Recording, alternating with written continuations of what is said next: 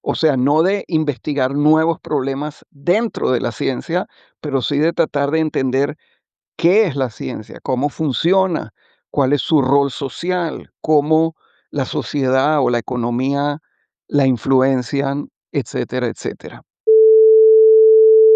27, Hilbert dirigía en la ciudad de Göttingen un seminario sobre la estructura de la materia en el cual se discutían los temas de punta de aquellos momentos y es fácil ver qué influencia tan grande tuvo él sobre gente como Max Born, Heisenberg, Sommerfeld y también sobre von Neumann, que bueno, tiene una importancia muy grande en el estudio matemático o en las bases matemáticas de la mecánica cuántica. Y la cuarta sería que cuando entran las humanidades digitales, el trabajo deja de ser solitario, porque hace falta equipo, hace falta diálogo entre quien sabe de historia y quien sabe de computación, y hace falta formar investigadores que no se queden embobados con la herramienta y que no pierdan de vista las preguntas importantes.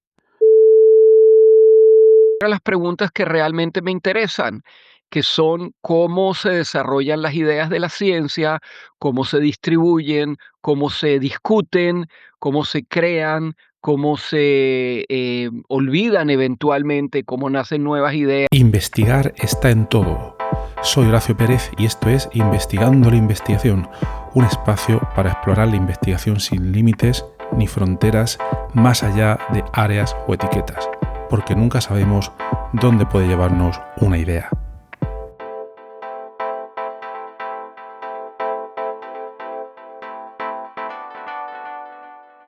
Déjame que te haga una pregunta para empezar. Cuando piensas en ciencia, piensas en laboratorios, en datos, en experimentos, en mirar hacia adelante, etcétera, etcétera. Pero, ¿quién mira hacia atrás? Es decir, ¿quién estudia cómo nacieron las ideas que hoy damos por obvias?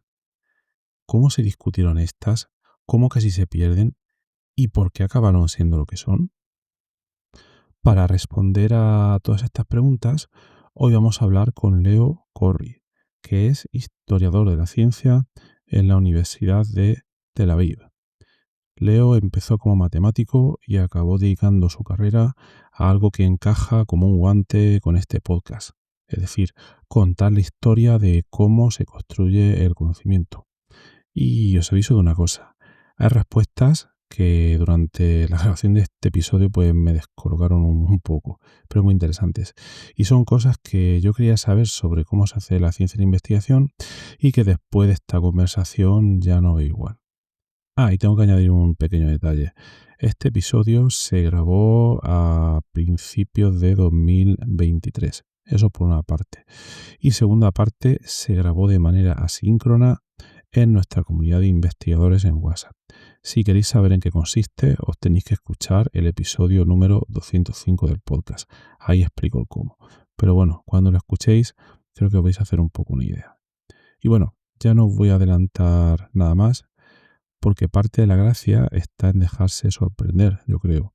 Y solo os pido una cosa, escuchadlo hasta el final, porque las ideas que más me han hecho pensar no aparecen precisamente al principio, sino que aparecen cuando menos te lo esperas. Y bueno, él mismo se va a presentar mejor que yo en un momento, así que me callo ya y os dejo con Leo Corri.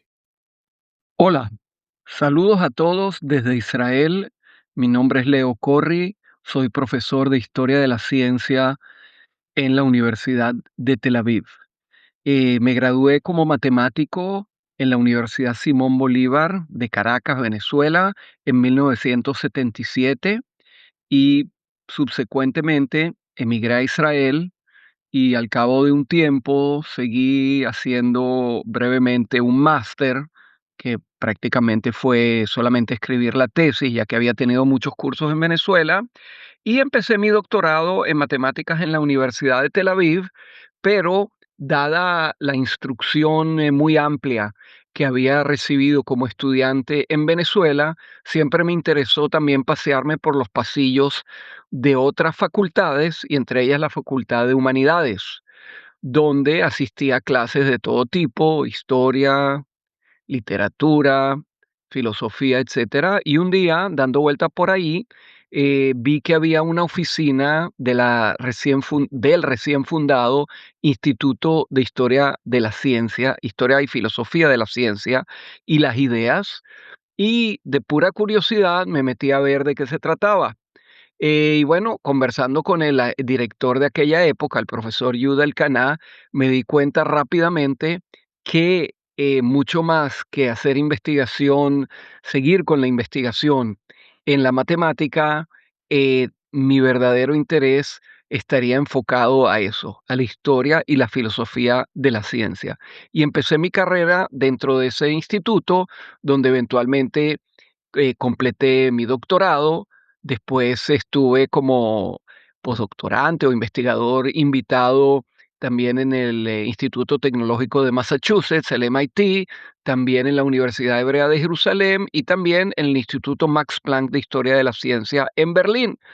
Y bueno, eventualmente me incorporé como profesor de planta al instituto y es ahí donde he realizado mi carrera y donde se encuentran las preguntas que realmente me interesan, que son cómo se desarrollan las ideas de la ciencia, cómo se distribuyen, cómo se discuten, cómo se crean, cómo se olvidan eventualmente, cómo nacen nuevas ideas, cuál es el rol de las comunidades científicas, cuál es la interacción entre la ciencia y otros aspectos de la cultura, etcétera, etcétera. Yo me enfoco en el asunto de la historia de la matemática, pero también de la física y la computación electrónica. He escrito, he publicado 8 libros al respecto. Pueden verlo siempre en mi website. Simplemente hay que escribir Leo Corri en Google y van a llegar a mi website. Como dije, 8 libros, decenas de artículos. Fui editor de la revista Science in Context, que se publica en la Universidad de Cambridge. Y bueno, hice algunos cargos, tuve algunos cargos administrativos en mi universidad, hasta recientemente fui decano de la Facultad de Humanidades. Y he tenido una carrera bastante interesante sobre la cual podría contarles según les interese. Gracias, Leo. La verdad que me interesa muchísimo todos estos temas en los que has trabajado y tengo varias preguntas, pero te las voy a ir haciendo pues, de una en una, que si no luego se amontonan los audios para procesarlos. La primera sería si crees que ha cambiado la manera de hacer ciencia comparando, digamos, el siglo XX, ¿no? Por aproximar un poco desde 1900 hasta el año 2000, y si luego ha habido otro cambio o no desde 2000 hasta el año actual en el que estamos.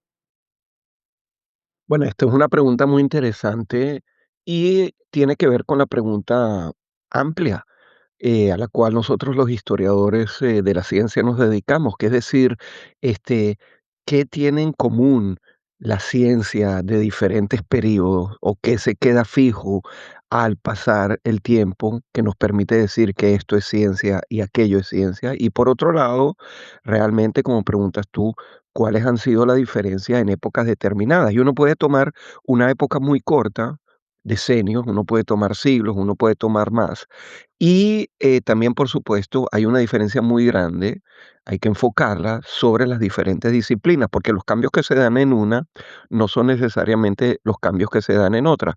Y por otra parte, por supuesto, está el cambio del contenido, por ejemplo, en química, ideas que van cambiando muy rápidamente, que tal vez en otros campos van cambiando más lentamente, pero yo creo que, tú te refieres a otro aspecto que sí me gustaría mencionar, por lo menos, que es la ciencia en general como tal, no esta u otra idea específica, sino cómo funciona la ciencia. Y en realidad el siglo XX es un siglo de enormes transformaciones, ¿no? Bien sea, porque, ha cambiado mucho, han habido cambios sociales y económicos a una rapidez tremenda, y entonces podemos ver, si, por ejemplo, tomamos la física, que a principios del siglo XX, entran las ideas cuánticas y relativistas, que hacen un cambio muy grande y lo siguen haciendo a lo largo del siglo. Pero, por ejemplo, podemos ver, generalmente los historiadores insisten en un cambio muy profundo que se dio con la Segunda Guerra Mundial, en la guerra misma, en el tiempo de la guerra y después en lo que se ha dado por llamar Big Science, la ciencia grande, o sea, la ciencia que para hacerla requiere grandes inversiones de dinero, generalmente la intromisión, la intervención o el soporte, depende cómo lo veamos, de los gobiernos o del complejo, lo que se dio por llamar el complejo industrial militar, que sin ese apoyo tan masivo y sin grupos enormes de gente y con grandes inversiones de infraestructura no se hubieran podido hacer. Entonces, claro, hay cambios muy grandes tanto en contenido como en la forma en que se hace. Por supuesto, estoy haciéndolo de manera muy esquemática, pero obviamente es una gran pregunta. Y si nos fijamos en lo que ha pasado desde a principios del siglo XXI, también yo creo que podríamos mencionar cosas muy profundas. Pero si puedo escoger una, diría que la entrada del Internet, también ha influenciado mucho en la ciencia y ha influenciado en 2 maneras. Una directa en el sentido de el tipo de colaboración que se puede hacer. Yo lo conozco personalmente más de cerca en las matemáticas, en las cuales se han creado, por ejemplo, forum en los cuales la gente va dando ideas y se desarrollan rápidamente correcciones o avances en pruebas específicas, que han despertado el interés de un grupo. Es muy interesante ver, por otro lado, que la gente, los matemáticos, por ejemplo, no ponen abiertamente todos los problemas que no han logrado resolver, porque todavía la idea de la contribución individual es muy importante. Entonces, los verdaderos problemas que los matemáticos trabajan no los ponen en ese foro hasta que no han avanzado lo suficiente como para que la solución se identifique con su identidad. Y yo creo que esto pasa también en muchos otros lados. El Internet ha contribuido también en formas diferentes, como por ejemplo la posibilidad de trabajar con grandes cantidades de data, lo que se llama data science. No tiene que ver solamente con el Internet, pero obviamente el Internet ayuda de manera muy profunda. Entonces diría que la manera en que se usa la computación, tanto como data science y últimamente como deep learning y cosas así, bueno, ha habido cambio y obviamente en estos días precisamente estamos ante cambios muy profundos. Muy bien. Hola Leo, dentro de tu experiencia y trabajo de investigación, ¿cómo has visto las oportunidades, el papel y el desempeño de la mujer en ese ámbito? La pregunta del rol y la forma del desempeño de la mujer dentro de la ciencia es un tema que ha traído la atención de muchos historiadores, por lo menos desde los años 80, Gender and Science, y hay muchas preguntas variadas que se abordan en este tipo de cuestión. Por ejemplo, de qué manera se ha permitido o no se ha permitido la participación de mujeres, cómo se han avanzado, o se han hecho o se han tomado iniciativas que conduzcan a la participación de mujeres en lugares en que antes se veían dificultades en esos sentidos. Pero las preguntas van mucho más allá. Por ejemplo, hay las preguntas de los científicos individuales. Por supuesto, el cuento de Rosalind Franklin, que no recibió el crédito necesario en la cuestión de la estructura del ADN. Yo conozco particularmente el cuento de Emmy Noether, una matemático alemana muy importante. Realmente creó nuevos caminos en la matemática del siglo XX a partir de los años 30 y las dificultades que tuvo tanto como judía como mujer, tal vez especialmente como mujer en Alemania, en conseguir simplemente una posición, y cómo algunos matemáticos o académicos la apoyaron para que avance y otros le cerraron el camino. Otra pregunta muy interesante que los historiadores investigan es si mujeres en ciertos campos, especialmente digamos en la biología, obviamente en la psicología, abordan preguntas y traen iniciativas que son propias de sus condiciones o tienen que ver con la condición de mujer dentro de una cierta sociedad y cómo eso influye sobre el tipo de preguntas que se hacen. Hay algunos historiadores que van más lejos Yo no comparto esa visión de ver que las respuestas de las mujeres a ciertas investigaciones, especialmente en la ciencia, digamos, biología, etcétera, sean diferentes a de los hombres. Yo creo que ese camino es menos interesante, pero sí realmente los dos que mencioné, o sea, las condiciones institucionales que han ayudado o han frenado la vía de las mujeres dentro de la ciencia, ese es uno. Y si las mujeres han traído cierta perspectiva diferente en lo que corresponde al tipo de foco de las preguntas, en ciertos campos por lo menos, en algunos más, en otros menos, son temas muy interesantes que los historiadores investigan. Sí, efectivamente, mi pregunta iba no a las ideas específicas científicas, las tendencias que hayan en cada campo, sino a la metodología científica en general, a los grandes cambios que se pueden apreciar pues, en diversas épocas. Y bueno, va en la línea pues, de lo que has comentado tú, claro.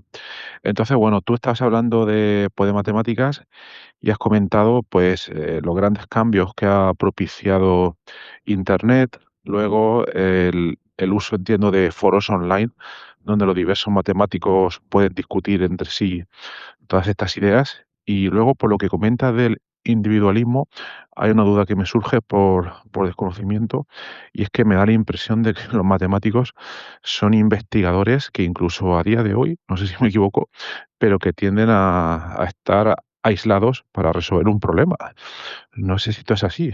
Por ejemplo, en mi campo, química computacional, informática estructural, etcétera, algunos proyectos no es que sean big science, aunque sí que pueden serlo, pero son problemas que hay que resolverlos mediante el trabajo en equipos multidisciplinares. Es algo totalmente indispensable.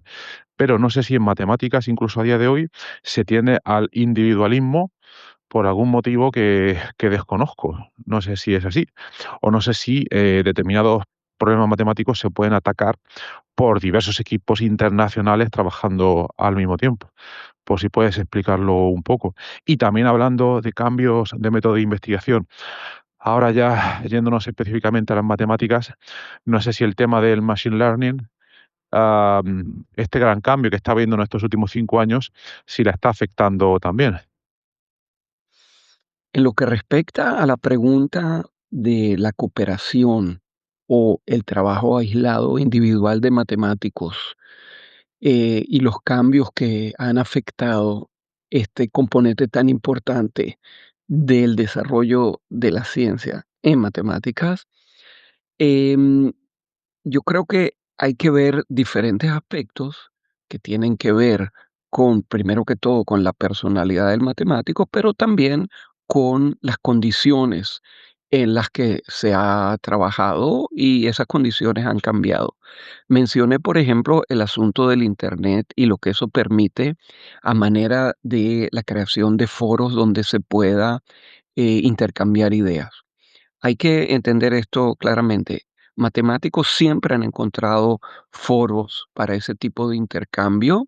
No siempre todos participaron de ellos, pero hay casos muy interesantes y si tuviera tiempo podría desarrollarlo.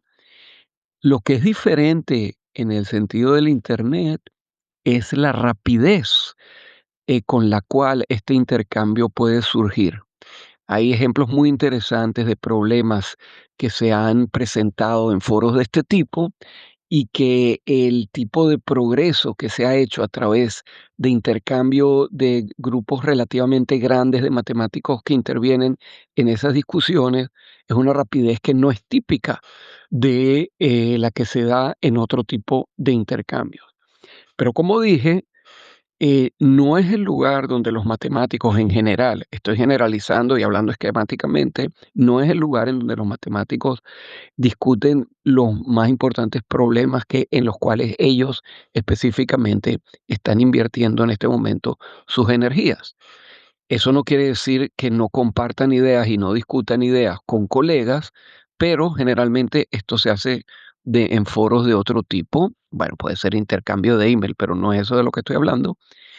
Y sí es cierto que en la matemática sigue siendo muy central la idea del autor, de la persona que es responsable por la creación de ciertas ideas. Es un tipo de ideal de conocimiento que ha existido en toda la ciencia, y existe en toda la ciencia, pero en las matemáticas tiene sus características muy específicas que se siguen manteniendo a pesar del cambio que ha habido en la manera en que los matemáticos realizan sus colaboraciones a nivel de grupo.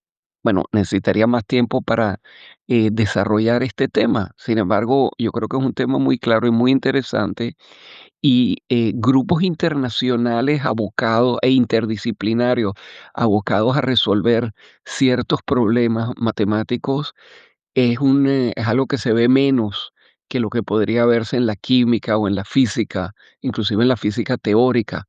Y ese funciona de una manera bastante diferente en matemática. Lo que sí podemos ver muchas veces es matemáticos participando en grupos grandes de científicos trabajando en problemas que no son propiamente matemáticos. Por supuesto que hoy en día científicos de datos, data scientists y gente con ese tipo de experiencia y experticia son muy bien utilizados y requeridos en grupos de investigación grande e interdisciplinario, pero dentro de la matemática misma, las cosas siguen funcionando de una manera un poco diferente. Con respecto al uso de técnicas de machine learning y cosas parecidas dentro de la matemática, bueno, estamos, yo creo, ante una nueva era en que ese tipo de ideas y de metodologías van a entrar de manera muy masiva, pero todavía no estamos ahí.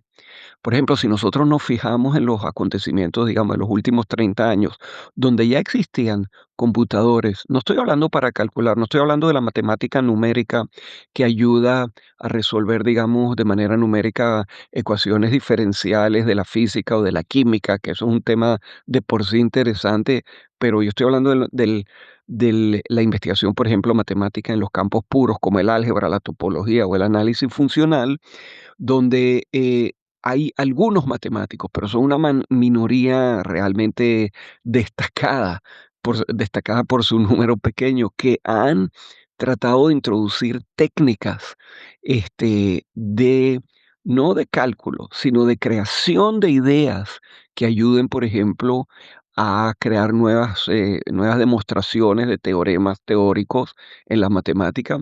Pero eso es un tema que no ha todavía no ha levantado suficiente impulso. Por ejemplo, hay un matemático muy conocido, un poco excéntrico, en la Universidad de Rutgers en New Jersey, llamado Doron Zeilberger, de origen israelí, que ha estado tratando de promover un nuevo tipo de enfoque a la matemática pura, donde las ideas básicas de las demostraciones sean creadas por un computador. Y él lo ha usado para problemas clásicos, digamos, del álgebra o de la combinatórica. Y bueno, él ha tenido un diálogo muy interesante con la comunidad matemática en general. Por ejemplo, él trató de publicar un artículo donde los dos autores eran él mismo, Doron Zeilberger, y su colaborador llamado Shalosh B Ejad, que en hebreo quiere decir 3B1, y en realidad era su computador. Él decía que el computador fue el que creó las ideas más importantes de esa prueba, de su paper, y que por lo tanto merecía ser llamado de nombre como uno de los autores. Por supuesto que era un asunto bastante provocativo del lado de él para despertar una discusión, aunque por supuesto el contenido de su artículo era muy interesante y muy innovador, pero a nivel institucional, ¿cuál es el rol de la computadora como, digamos, instrumento de la creación de nuevas ideas en matemática? Y eso lo veremos de manera cada vez más insistente con el desarrollo de las técnicas de machine learning. Esos son temas en los cuales la matemática va a tener, por un lado, va a tener que, por un lado, ver qué es lo que está pasando en otros campos de la ciencia y entrar en diálogo con esas tendencias y a la vez ver cómo se manifiesta específicamente dentro de la investigación matemática, sobre todo de la investigación matemática, lo que nosotros llamamos de las matemáticas puras. ¿Y nos podrías comentar un poco cómo sería un día normal en tu trabajo de investigación? ¿Cómo empiezas? ¿Cómo te lo preparas? ¿A qué temas te dedicas? ¿O cómo sueles agendarlo? Si te preparas el día, la semana, el mes, etcétera. Un historiador de la ciencia es ante todo un historiador, o sea, la manera de concebir un proyecto y de llevarlo a cabo es muy similar a la de cualquier otro historiador, con la excepción o con la particularidad que el tema que se trata es ciencia y no, digamos, una situación militar, política, económica o cualquier otro tipo de ese marco que generalmente los historiadores que conocemos son los que trabajan.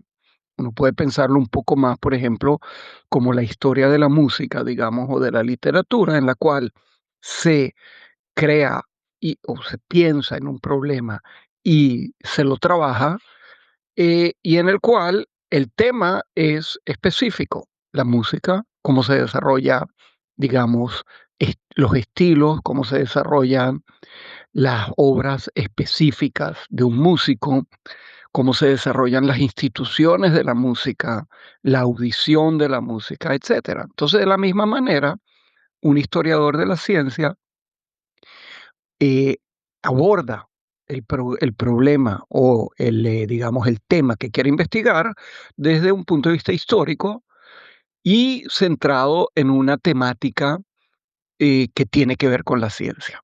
Ya voy a explicar esta segunda parte, pero empiezo con la primera. Un historiador tiene siempre que pensar en un marco de tiempo y generalmente de contexto geográfico, aunque en el caso de las ideas es un poco diferente, y tratar de ubicar un tema que sea interesante desde el punto de vista de su desarrollo histórico, conocer primero a fondo lo que ya se ha escrito sobre ese tema. A veces hay temas sobre lo que no se ha escrito nada, a veces hay temas sobre lo que se ha escrito mucho, pero el historiador puede pensar que no se ha hecho de manera adecuada en el campo que él o ella quieren abordar, y que esta manera no ha sido adecuada en el sentido de que tal vez no se han usado todos los materiales necesarios o se ha interpretado erróneamente los materiales existentes o, como pasa muchas veces en la historiografía, se han creado perspectivas novedosas que tal vez nos permiten ver de una manera un poquito diferente lo que el tema, digamos, que queremos investigar. Entonces, esto puede ser, por ejemplo, cuando surgió en la historia de la ciencia la perspectiva de género, de buscar el lugar que han tenido las mujeres en la ciencia o las barreras que han tenido que superar. A veces puede ser la ciencia en la periferia, a veces puede ser, este, digamos, lo que se llama hoy en día las humanidades digitales, o sea, aplicar métodos basados en uso de computadora para investigar. Bueno, eso es un tema sobre el que podríamos hablar detalladamente y por separado, o puede ser perspectivas nuevas, como por ejemplo cuando Thomas Kuhn, que te puede ser que muchos de los oyentes lo conozcan, formuló la idea de las revoluciones científicas. Entonces, algunos historiadores pensaron que es conveniente usar ese marco conceptual para investigar la ciencia. Entonces, sea como sea, el historiador tiene que preguntarse si algún tema que realmente le ha llamado la atención y que le interesa desde el punto de vista de su contenido científico, pueda definirlo en esos términos, o sea, definir los límites de la cancha, digamos, o sea, de cuándo a cuándo, de dónde a dónde, cuáles son los personajes, cuáles son las ideas, etcétera, y que, como dije, qué se ha escrito ya, qué se conoce, qué queda por investigar, y otra cosa que los historiadores tienen que dedicarle atención particular es a las fuentes. Por ejemplo, yo estudié por muchos años la obra del matemático alemán David Hilbert y bueno, en la ciudad de Göttingen, donde él trabajó, había cantidades enormes de material, cartas, archivos, los cursos que él dictó y que los copiaban los alumnos, etcétera, etcétera. O sea, fuentes primarias, no solamente las fuentes, digamos, si hablamos del caso de Hilbert, de las obras que él escribió y que se publicaron. Claro, eso es una parte muy importante, pero eso no es todo lo que un historiador tiene que usar o puede usar. Entonces, dentro de un marco así definido, el historiador de la ciencia, como dije, busca algún tema que le pueda interesar por su importancia científica o a veces por estar en los márgenes y pensar que de todas maneras tiene interés histórico. Entonces, vamos a decir, hay los grandes temas de la historia de la ciencia, como fue la revolución científica del siglo XVII, que hasta hoy en día sigue atrayendo muchísimo interés de historiadores. Y bueno, la historiografía ha cambiado profundamente. No es un tema que yo investigo, bueno, investigo una parte de él en la parte de las modificaciones que se introdujeron en las varias versiones de los elementos de Euclides en esa época, pero yo no puedo llamarme a mí mismo un historiador de la revolución científica del siglo XVII. Sin embargo, conozco muy bien el tema porque como es un tema tan central, he dedicado mucho tiempo a leer lo que colegas han escrito como parte de sus investigaciones, ¿no? Y entonces, bueno, la cantidad de enfoques y temas específicos, por ejemplo, dentro de la revolución científica, han sido enormes. En una época, por ejemplo, había una tradición, lo que se llamaba History of Ideas, que era simplemente decir, bueno, este, Copérnico escribió en su libro en el año tal y tal, tales y tales ideas. Después vino Kepler o Tycho Brahe, generalmente después se menciona, hizo tal y tal cosa. Después vino Kepler, dijo tal y tal cosa, y así sucesivamente, digamos, hasta Newton o un poco después. Bueno, eso es una manera un poco simplista de ver las cosas en el sentido de que las ideas no se mueven por ellas mismas. O sea, el hecho de que alguien haya publicado algo, por supuesto que es muy interesante saber qué es lo que publicó, pero por ejemplo, nosotros queremos saber cómo se dio ese caso que una persona como Copérnico haya creado un sistema que nosotros vemos como revolucionario. Entonces, la primera pregunta que uno se hace es, ¿fue tan revolucionario como se piensa? O si no tenía mucho más contacto con ideas que se escribían y se publicaban 50 años antes de él, 100 años antes de él, en la Edad Media, un tema muy complejo, no voy a dar las respuestas, pues simplemente quiero decir qué tipo de visión revisionista se puede hacer sobre la historia existente. Por ejemplo, de qué manera influyeron los currículum, los pensas de las universidades medievales que ya en esa época, la época antes de Copérnico, empezaron a modificarse por una serie de razones, por una serie de publicaciones, por una serie de, vamos a decir, descubrimientos en el sentido de que textos que llegaron de Constantinopla, que no habían llegado antes al mundo latino, a través de los árabes, y que ahora, después de la caída de Constantinopla, sí llegaron. ¿Cómo cambió eso la visión o no la cambió? O sea, preguntas institucionales, preguntas de la relación de las ideas científicas con la religión o con cambios en las estructuras de la religión de la época, etcétera, etcétera. Entonces, esos historiadores que se han dedicado a reescribir o a revisar, por ejemplo, la historia de la revolución científica, que, usan nuevas fuentes, usan nuevas ideas, discuten entre ellos, etcétera. Y hay muchos temas, como ya dije, que son los grandes temas que es la revolución científica, pero dentro de la revolución científica hay temas más centrales y temas menos centrales. Hay los temas de, digamos, las teorías evolucionarias de Darwin, Lamarck y antes de ellos, y por supuesto también de ellos. Hay todo lo que tiene que ver con la revolución newtoniana y cómo se desarrolla la ciencia newtoniana hasta finales del siglo XIX, qué pasa en el principio del siglo XX. Esos son los grandes temas, pero hay otros muchísimos que podríamos hablar sobre ellos.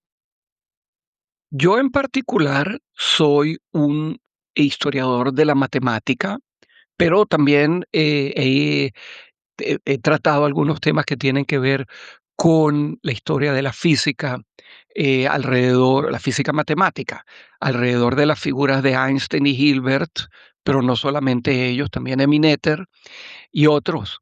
Yo, por ejemplo, mi primer libro, que les puede dar una idea de cómo se trabaja una idea histórica, mi primer libro, bueno, que fue una elaboración de mi doctorado, es sobre la consolidación de digamos, de la perspectiva este, estructural en la matemática moderna.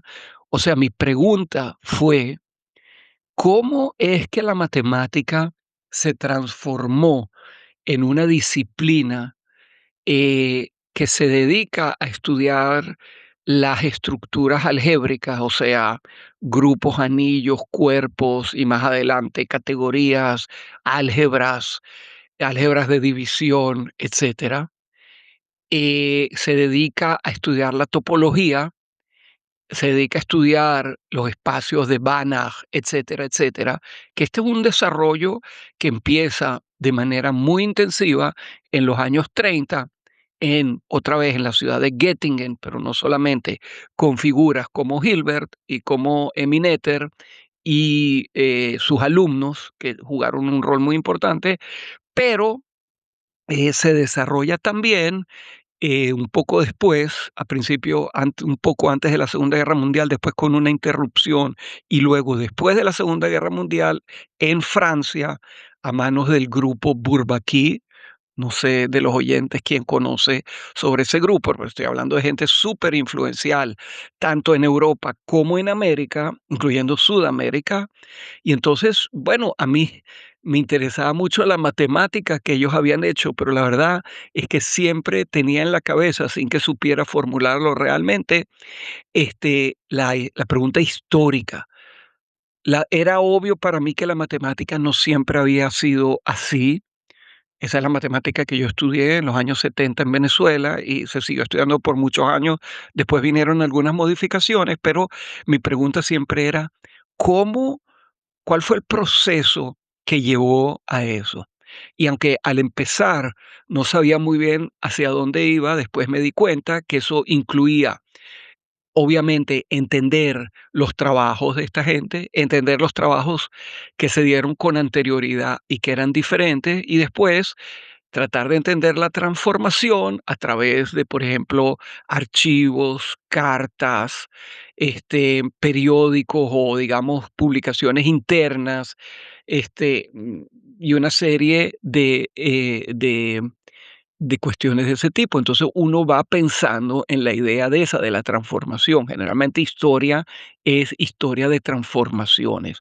Cómo una situación que existía en un momento determinado en la historia, puede ser en la historia de la ciencia, puede ser en la historia política de un país o de un grupo de países, cómo se transforma en otra situación. ¿Cuáles son las causas de esta transformación? ¿Quiénes son los agentes de esta transformación? Si hay ideologías detrás de la transformación, a dónde nos lleva y de dónde se sigue. Bueno, entonces, como cualquier otro investigador, nosotros llegamos a nuestra mesa, y nos sentamos con todos esos papeles. O sea, el químico, digamos, si es químico experimental, va a su laboratorio y empieza a trabajar ahí con sus materiales, el matemático con su lápiz y papel, o con computadora hoy en día en varias formas, y nosotros los historiadores leemos libros, leemos textos de todo tipo, pensamos, escribimos, conversamos, y así vamos desarrollando nuestro trabajo que se publica como libros o como artículos, bueno, en revistas académicas que se parecen a las revistas académicas de cualquier otro ramo, como la ciencia o cualquier ramo de la ciencia, se manda a referir. Por supuesto que el tipo de reacción no es el mismo porque no se trata de un resultado que se puede decir correcto o incorrecto, pero sí se puede, por ejemplo, criticar uso de las fuentes, interpretación que no tiene nada que ver con la realidad, etcétera, o un buen trabajo, pero en el cual el referí sugiere adiciones, borrar ciertas partes que no son relevantes, fijarse en algunas fuentes primarias o secundarias que el autor no se fijó, o decir que el artículo no es suficientemente importante como para publicarse en una buena revista. Muchas gracias, Leo. La verdad es que nos ha dado ahí una clase totalmente magistral sobre cómo es el mundo del historiador, el historiador de la ciencia. Es impresionante. No conocía tanto al detalle cómo era el mecanismo de trabajo en este campo, pero me ha resultado bastante interesante. Y una cosa que me sorprende, no me había dado cuenta, no sé si es correcto o no, pero bueno, si comparo, por ejemplo, como más o menos has nombrado tú, un historiador de historia medieval, etcétera, cuando lo comparas con uno de estos historiadores, como vosotros, historiadores de la ciencia, y en este caso, pues de las matemáticas, me da la impresión de que debe ser pues muchísimo más complejo porque además entiendo que para poder hacer bien ese estudio tenéis que entender bien la matemática. Has hablado de los espacios de Banach, los espacios de Hilbert, etcétera, etcétera. Supongo que hay que tener conocimientos a nivel de un matemático para poder entender todo el contexto, tanto las matemáticas en sí como toda la historia, como todo lo que hay alrededor. Imagino que de esa manera, porque si no, no se puede entender toda la historia de esas matemáticas en su debido contexto. Bueno, mi siguiente pregunta sería, has nombrado los estudios de Hilbert, que ahí efectivamente tenéis esa ventaja de que como tenéis tanto la fuente de los trabajos de Hilbert como todos estos trabajos de los alumnos, tenéis muchísimas fuentes, pues supongo que el estudio se puede realizar de una manera más completa, más, digamos, consensuada. ¿M? Y bueno, preguntarte, me interesa porque en el pasado leí cosas de Hilbert, al estar relacionado mucho con la física, principalmente, con alguna de las físicas que yo he trabajado, por preguntarte un poco cuáles fueron los aspectos que más te llamaron la atención o interesaron a la hora de estudiar a Hilbert concretamente.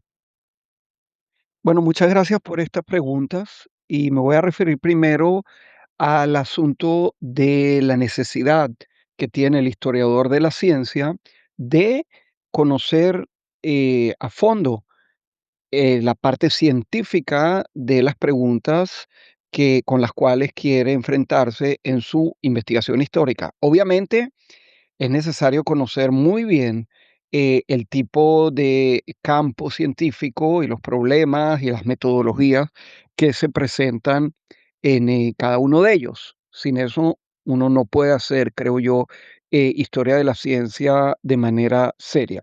Sin embargo, hay que poner dos puntos importantes. Por un lado, es que un historiador de la ciencia como yo, digamos, cuando trata sobre todo temas más modernos, claro, tiene que entender bien la ciencia que está tratando, pero no necesariamente tiene que tener la habilidad de crear nueva ciencia como uno tendría la expectativa en un científico practicante de cada una de las disciplinas. O sea, hay que conocer bien, pero la creación se le deja a los que están en el campo de la creación, mientras que nosotros los historiadores estamos en el campo del el entendimiento de los procesos históricos. Por supuesto que el tipo de conocimiento que hay que tener, por ejemplo, para tratar un tema como el que yo mencioné anteriormente del desarrollo de la matemática, digamos, a mediados del siglo XX y más adelante, inclusive siglo XIX a finales, digamos, es un tipo de conocimiento que tiene sus características muy claras. No es lo mismo, por ejemplo, el conocimiento que hay que tener para dedicarse a la investigación, digamos, de la ciencia en el siglo XVII o en la Edad Media o en la Antigüedad, porque obviamente son cuerpos de conocimiento diferente.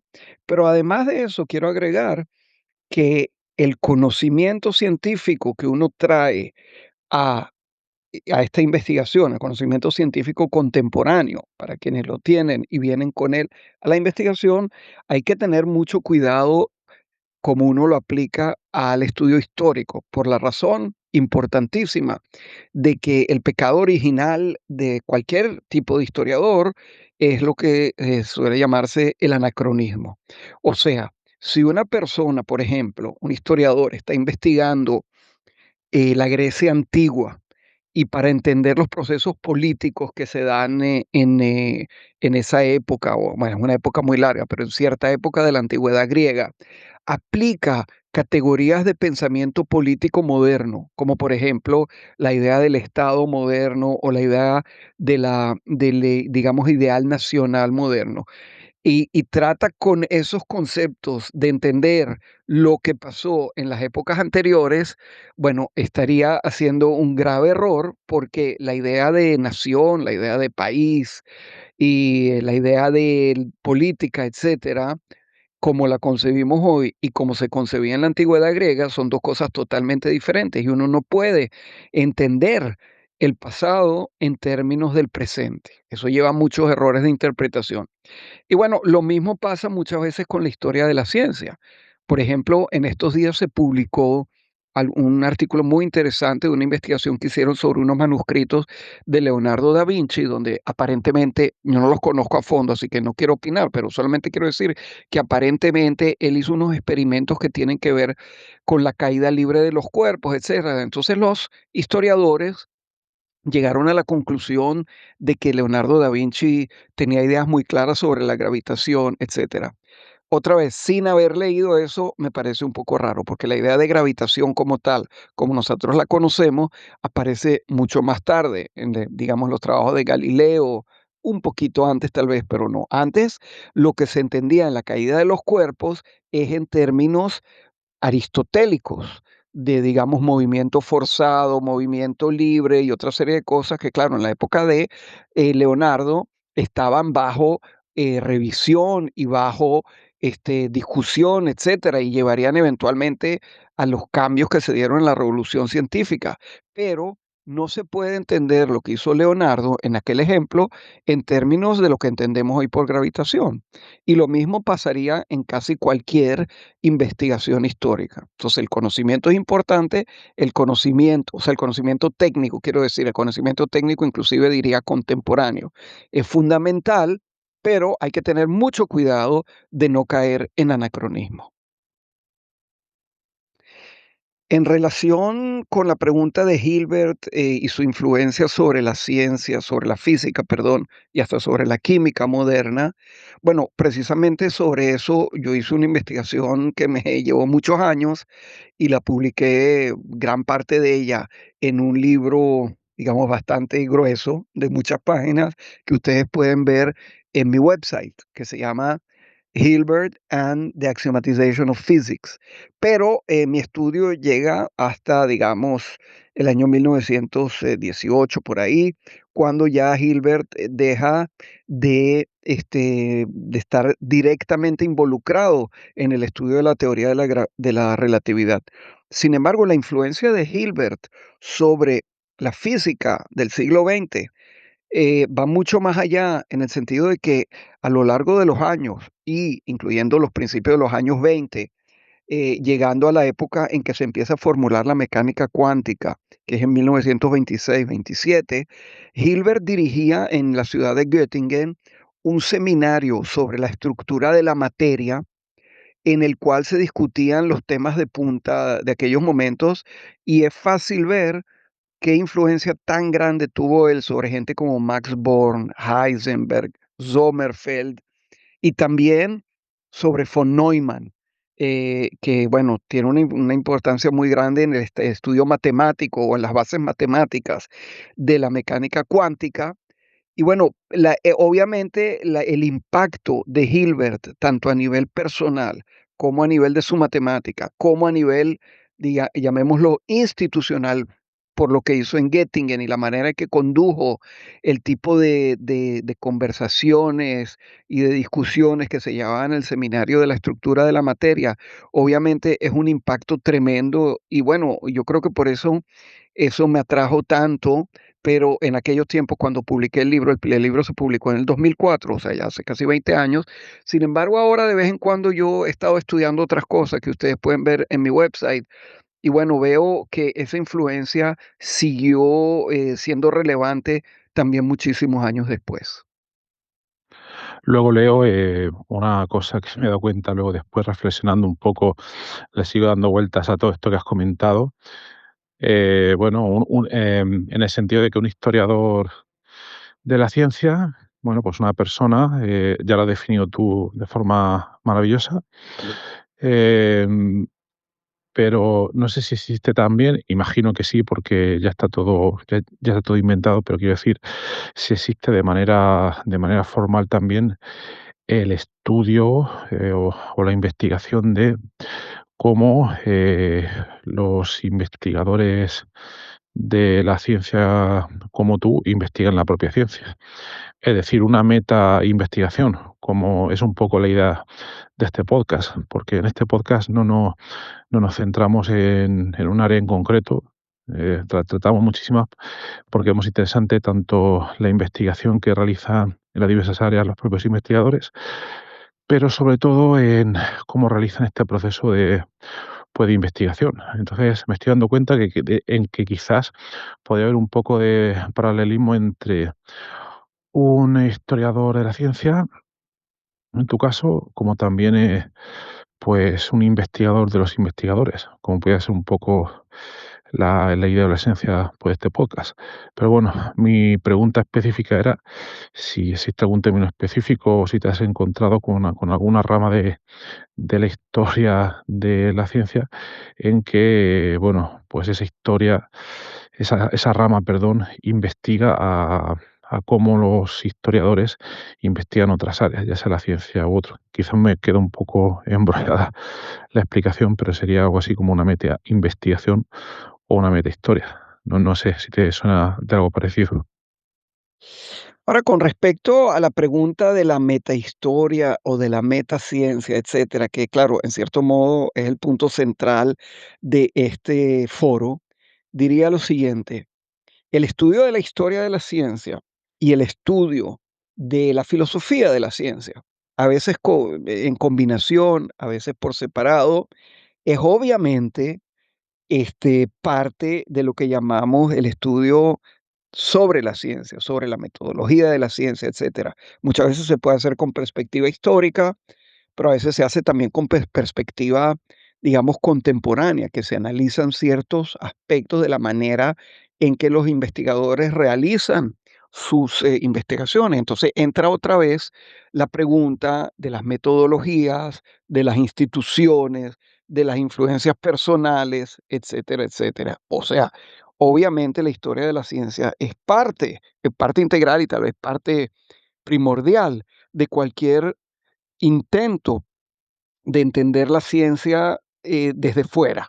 O sea, no de investigar nuevos problemas dentro de la ciencia, pero sí de tratar de entender qué es la ciencia, cómo funciona, cuál es su rol social, cómo la sociedad o la economía la influencian, etcétera, etcétera.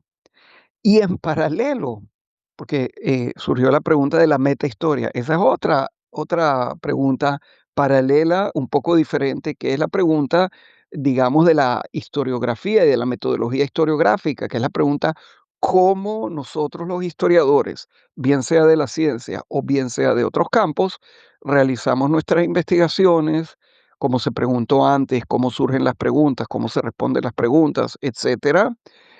Y dentro de la historia de la ciencia en particular, siempre hay muchas discusiones a veces son introducciones a colecciones de artículos, etcétera, que comentan, a veces son colecciones que dedicadas solamente a esa pregunta, comentan sobre la pregunta cuáles han sido las tendencias según las cuales se ha escrito la historia de la ciencia en general. O sea, por ejemplo, dentro de la historia matemática se discute muchas veces la metodología y la perspectiva de la historiografía.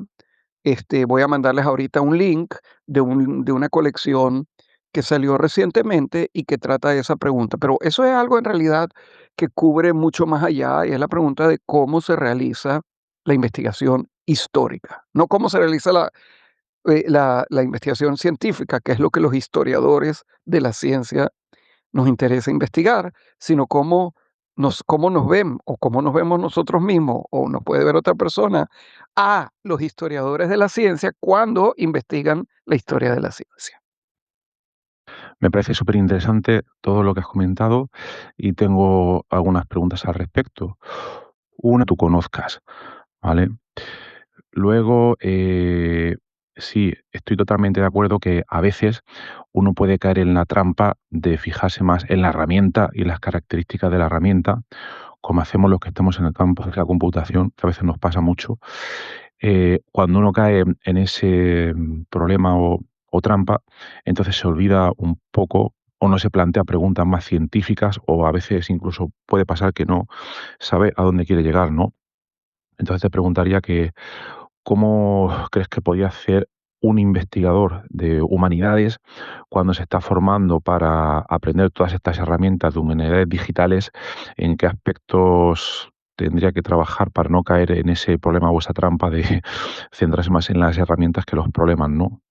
Y luego, por último, y perdona por tantas preguntas, pero por lo que comentas, me da la impresión de que estás dando una visión en esos ejemplos que comentas, donde es un único investigador el que tiene que hacer todas las cosas, ¿no? Entonces, por mi experiencia, yo creo que muchos de estos problemas de humanidades digitales quizás se podrían tratar conjugando expertise de investigadores de varios campos, ¿no? Por ejemplo, podría haber un experto en humanidades que se plantee una serie de preguntas, que inicie ese proyecto de investigación, pero que no tiene las características técnicas para utilizar estas herramientas y entonces contacta con un colega experto en computación, que es el que se va a dedicar a la parte más informática, etcétera, estamos hablando de 2 personas, pero quizás hay un proyecto más grande donde conviene que trabajen 3, 5, 10 o 20 personas, ¿no? Eh, no sé qué opinas de este tipo de proyectos y de hecho, no sé si te lo he preguntado antes, perdona. A mí como ejemplo concreto aquí hay un paper que te lo puedo enviar si quieres, no recuerdo si es del 2011 o 2010, fue publicado en Science, donde, fue uno de los primeros trabajos donde se hacía un análisis sistemático computarizado de una gran cantidad de textos, no sé si lo hizo Google, ¿vale? Para sacar conclusiones sobre el uso del lenguaje a lo largo de varias épocas. Creo que fue uno de los primeros estudios, pues, de este tipo, ¿no? A mí me parece bastante interesante. Bueno, pues nada, perdona por tantas preguntas. Muchas gracias. Obviamente, esto no solamente es recomendable, sino que en realidad es necesario. Todos los proyectos que yo conozco, tanto en la Universidad de Tel Aviv, como en nuestra colaboración con el Instituto Max Planck en Berlín, como en cualquier lugar, siempre, by definition, incluye grupos de experticias de todo tipo, tanto históricas como de computación, y dentro de la computación pueden ser varios tipos, puede ser data management o data science de todo tipo, y puede ser computerized vision, puede ser natural language processing, mucha gente de muchos tipos en diferentes tipos de proyectos, por supuesto, cada cual según la relevancia. Y por lo tanto, por supuesto que también los historiadores que están involucrados en este tipo de proyectos cada cual según su experticia. Y vamos a ponerlo claro, generalmente este tipo de proyectos requiere un presupuesto, un funding que a veces puede ser grande o grande en términos de las humanidades. un par de millones de euros, cosas así. Y bueno, por supuesto que para